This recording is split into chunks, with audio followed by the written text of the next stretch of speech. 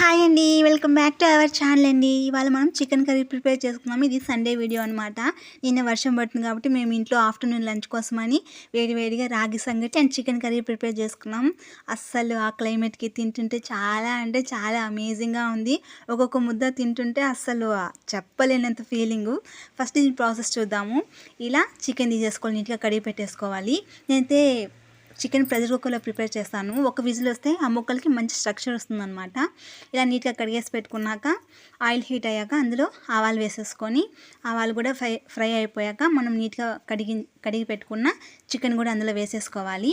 ఇప్పుడు ఏంటంటే తగినంత సాల్టు అలాగే పసుపు వేసేసుకొని కొంచెం బాగా మిక్స్ చేసుకోవాలి. ఎందుకంటే చికెన్లో వాటర్ అంతా కూడా వచ్చేసి మనకు చికెన్ అనేది ఫాస్ట్గా ఉడికిపోతుంది.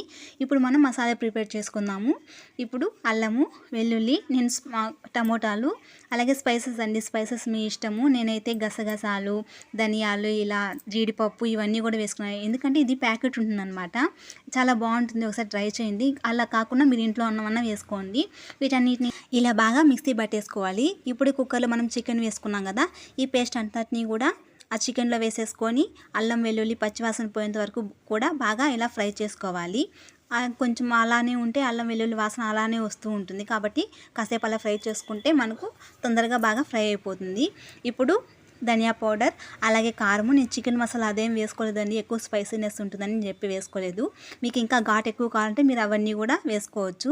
వీటన్నిటిని వేసుకున్నాక ఆయిల్ పైకి తేలేంత వరకు బాగా ఫ్రై చేసుకోవాలి. ఇలా చేసుకోవడం వల్ల కర్రీ మంచి టేస్ట్ అనేది వస్తుంది. నిజంగా నాకైతే ఇలానే నచ్చుతుంది. ఇలా ఫ్రై చేస్తేనే నాకు టేస్ట్ బాగుంది అని అనిపిస్తుంది, నా ఫీలింగ్ అది.